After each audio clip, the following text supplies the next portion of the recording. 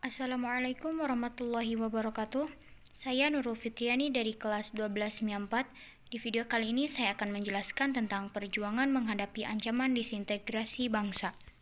Disintegrasi merupakan keadaan tidak bersatu yang menyebabkan hilangnya keutuhan dan persatuan yang mampu mendorong terciptanya perpecahan. Perlu diketahui bahwa ketika merdeka bukan berarti kita terlepas dari semua hambatan atau halangan, tetapi ada beberapa halangan dari luar ataupun dari dalam bangsa sendiri. Dari dalam, ada beberapa pemberontakan seperti PKI Madiun, G30 SPKI, APRA, dan juga Andi Aziz. Konflik mengenai disintegrasi bangsa terbagi 3 jenis. Yang pertama berkaitan dengan ideologi. Di antaranya ada PKI Madiun, G30 SPKI, DITII. Yang kedua, peristiwa konflik dan pergolakan yang berkaitan dengan sistem pemerintahan. Ada PRRI Permesta, persoalan negara federal, dan BFO. Yang ketiga, peristiwa konflik yang berkaitan dengan kepentingan. Ada konflik Andi Aziz, APRA, dan RMS. Yang pertama ada peristiwa konflik dan pergolakan yang berkaitan dengan ideologi. Yang pertama ada PKI Madiun. Terjadi di Madiun diawali dari perjanjian Renville. Kalian pasti mendengar Amir Syarifuddin. Ia adalah Perdana Menteri Indonesia yang pada tahun 1948 terpaksa diturunkan jabatannya sebagai Perdana Menteri karena tidak disetujui oleh rakyat karena adanya perjanjian Renville. Karena merasa dendam terhadap penurunan tadi, kemudian membentuk Front Demokrasi Rakyat, yaitu kesatuan dari beberapa partai berhaluan kiri atau komunis di Indonesia. Antaranya ada Partai Komunis Indonesia, Partai Sosialis Indonesia, dan Partai Buruh Indonesia.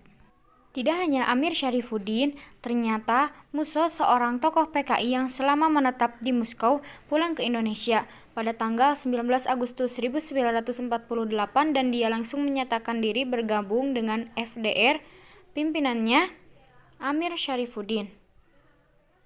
Mereka berdua pun berencana menggapai tujuan masing-masing, di mana Amir Syarifuddin berencana mengadakan penurunan terhadap kabinet Hatta dan Musso merencanakan membentuk negara sosialis Indonesia yang berpusat di Madiun.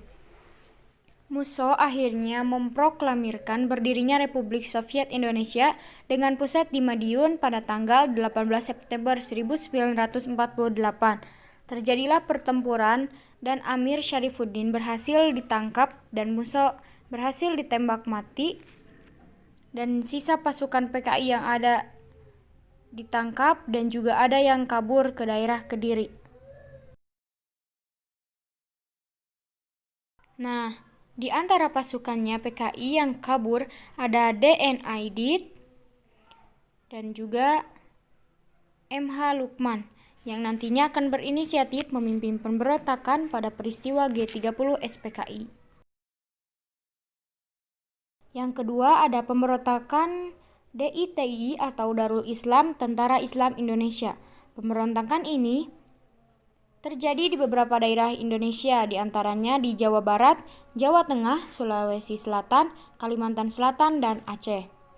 Tetapi yang paling pertama yaitu di Jawa Barat yang diawali dari perjanjian Renville.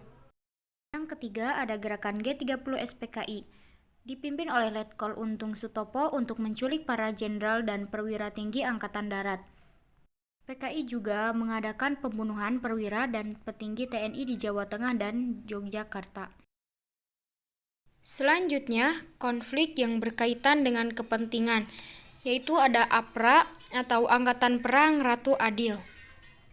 APRA ini adalah sebuah milisi bersenjata yang dibentuk oleh kabinet Raymond Westerling dengan pusatnya di Bandung pada tahun 1949. Selanjutnya, peristiwa Andi Aziz berawal dari tuntutan Kapten Andi Aziz dan pasukannya yang berasal dari Kenil atau pasukan Belanda di Indonesia terhadap peristiwa Indonesia agar hanya mereka yang dijadikan pasukan APRIS di negara Indonesia Timur. Selanjutnya, pemberontakan Republik Maluku Selatan atau RMS.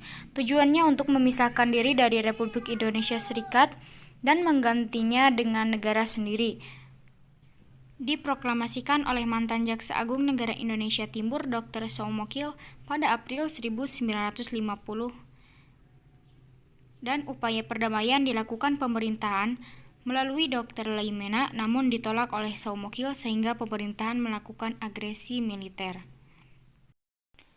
Yang ketiga ada peristiwa konflik dan pergolakan yang berkaitan dengan sistem pemerintahan. Ada PRRI dan Permesta, yaitu perlawanan yang terjadi akibat adanya ketidakpuasan beberapa daerah di wilayah Indonesia terhadap kebijakan pemerintahan pusat yang dinilai tidak adil dan semakin condong ke kiri atau komunis.